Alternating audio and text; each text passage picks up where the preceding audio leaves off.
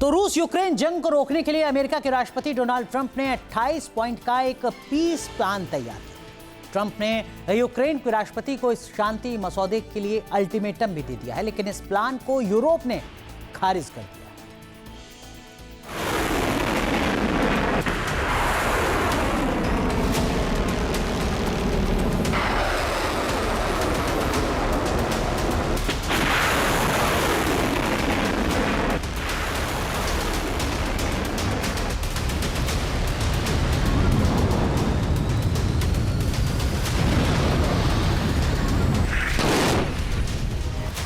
America ने रूस और यूक्रेन जंग को खत्म करने की शर्त रखी है, लेकिन इसने अब बहुत बड़ी कूटनीतिक लड़ाई की शक्ल अख्तियार कर ली है।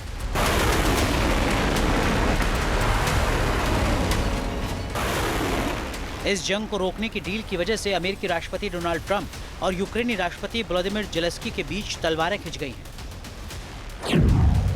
ट्रंप ने ज़ेलेंस्की को युद्ध रोकने के लिए 27 नवंबर तक का वक्त दिया है।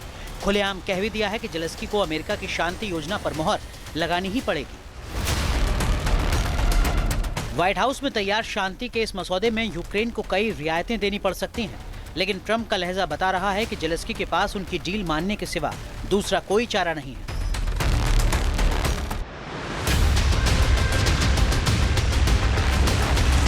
रूस और यूक्रेन की जंग इस वक्त पहले से ज्यादा भीषण हो गई है। रूस की सेना ने टैक्टिकल ऑपरेशन को तेज कर दिया है।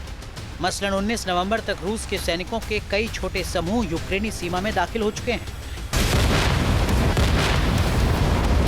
रूसी टैंकों ने गोलाबारी में भी इजाफा कर दिया है। अक्टूबर में रूस ने यूक्रेनी इलाके में 5000 से ज्यादा गाइडेड ग्लाइड बम गिराए थे।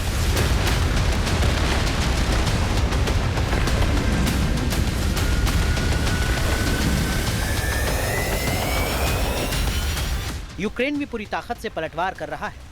नवंबर की शुरुआत में यूक्रेनी सेना ने रूस के लॉजिस्टिक्स को निशाना बनाया था और अमेरिका से हासिल मिसाइलों के जरिए ताबड़तोड़ हमले किए थे, लेकिन रूस के ड्रोन और मिसाइल हमलों से यूक्रेन के रेलवे और ऊर्जा इंफ्रास्ट्रक्चर पर असर पड़ा है।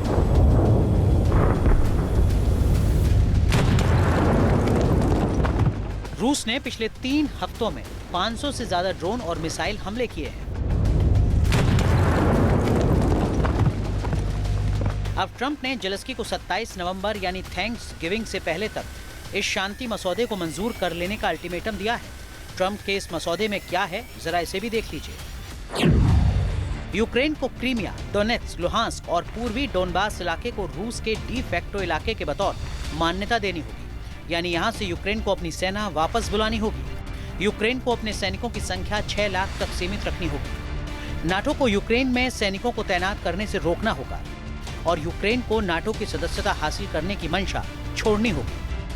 अमेरिका यूक्रेन को सुरक्षा गारंटी देगा। रूस, यूक्रेन और यूरोप के बीच हमला न करने की संधि होगी, लेकिन रूस हमला करेगा तो उस पर फिर से वैश्विक प्रतिबंध लागू हो जाएंगे। दरअसल इस शांति योजना को ट्रंप के विशेष दूत स्टीव विटकॉफ और रूस के विशेष दूत किरिल दिमित्रियेव ने तैयार किया है, जिसमें न तो यूरोप और न ही यूक्रेन की प्रत्यक्ष भागीदारी थी। जाहिर है इस मसौदे पर ज़ेलेंस्की आग बबूला है। वो कह रहे हैं कि यूक्रेन के लोगों को धोखा नहीं दे सकते।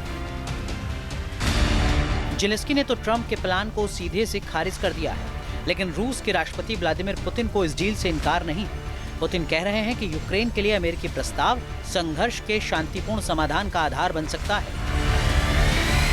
यूरोपीय नेता मसलन ब्रिटेन के प्रधानमंत्री कीर स्टारमर और फ्रांस के राष्ट्रपति इमैनुअल मैक्रों ने भी ट्रंप के प्लान को नकार दिया है। इसका मतलब है फिलहाल इस वॉर फ्रंट पर मिसाइलों के हमले, ड्रोन से तबाही और बंदूकों की गर्जना के रुकने की गारंटी तय नहीं हुई है।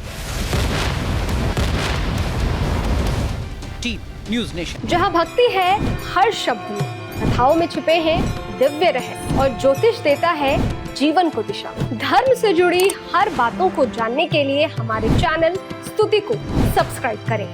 चैनल पर जाने के लिए इस लिंक पर क्लिक करें।